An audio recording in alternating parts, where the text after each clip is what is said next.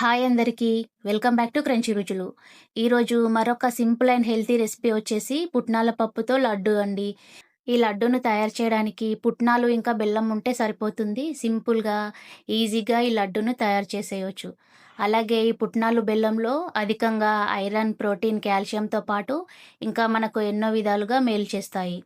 మరి ఇంత హెల్తీగా, క్రిస్పీగా, క్రంచీగా ఉండే ఈ పుట్నాల పప్పు లడ్డూని ఎంతో సింపుల్‌గా, ఈజీగా ఎలా తయారు చేయాలో చూద్దాం. వీటి కోసం ముందుగా స్టవ్ పైన పాన్ పెట్టుకొని ఒక కప్పు వరకి పుట్నాలని వేసుకోవాలి. ఈ పుట్నాలని లో ఫ్లేమ్‌లోనే ఈ విధంగా కలుపుకుంటూ బాగా క్రిస్పీగా అయ్యేంత వరకు వేయించుకోవాలి. ఇలా వేయించుకోవడం వల్ల పుట్నాల లడ్డూలో ఈ పుట్నాలనేవి చాలా క్రిస్పీగా ఉంటాయి. ఈ విధంగా విరిపి చూస్తే క్రిస్పీగా విరగాలి. ఇలా బాగా వేగిన వీటిని ఒక ప్లేట్‌లోకి తీసుకొని పక్కన పెట్టుకోవాలి.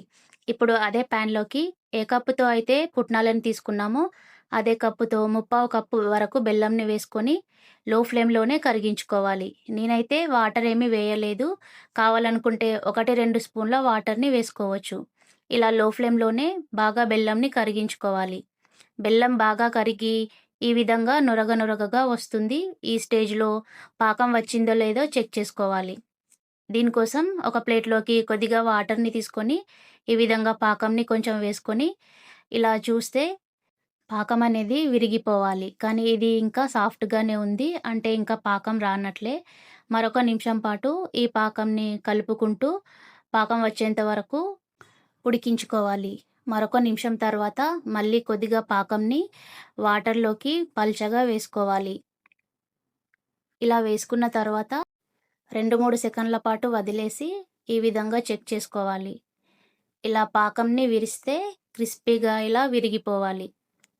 ఇలా క్రంచీగా అప్పడాల్లాగా విరిగిపోతే పర్ఫెక్ట్‌గా పాకం వచ్చినట్లే. ఇప్పుడు ఇందులోకి ఒక టేబుల్ స్పూన్ నెయ్యిని వేసుకొని బాగా మిక్స్ చేసుకొని, ఇందులోకి ముందుగా ఫ్రై చేసుకున్న పుట్నాలను వేసుకొని, ఈ పాకంలో బాగా కలిసే విధంగా కలుపుకోవాలి. ఈ పాకమంతా పుట్నాలకు పట్టే విధంగా బాగా మిక్స్ చేసుకోవాలి. తర్వాత స్టవ్ ఆఫ్ చేసుకొని 1, 2 నిమిషాల పాటు పక్కన పెట్టాలి. మరీ ఎక్కువగా చల్లగా అయిపోతే గట్టిగా అయిపోతుంది. ఇది వేడిగా ఉన్నప్పుడే వీటిని లడ్డూల్లా చేసుకోవాలి. చేతికి ఈ విధంగా వాటర్‌తో తడుపుకొని ఇందులోంచి కొంచెం కొంచెం మిశ్రమాన్ని తీసుకొని లడ్డూలాగా చుట్టుకోవాలి. ఇలా చేతిని వాటర్‌తో తడుపుకోవడం వల్ల కాలకుండా ఉంటుంది. ఈ విధంగా అన్ని లడ్డూలని రెడీ చేసుకొని ప్లేట్‌లోకి తీసుకోవాలి. అంతే అండి. ఎంతో టేస్టీగా, క్రంచీగా, ఎంతో హెల్తీగా ఉండే పుట్నాల పప్పుతో లడ్డూలు రెడీ అయిపోతాయి. ఇవి పిల్లలకు కూడా బాగా నచ్చుతాయి. మరి ఇలాంటి మరెన్నో రెసిపీస్ కోసం ప్లీజ్ లైక్ చేయండి, షేర్ చేయండి, సబ్స్క్రైబ్ చేయండి. Thank you for watching.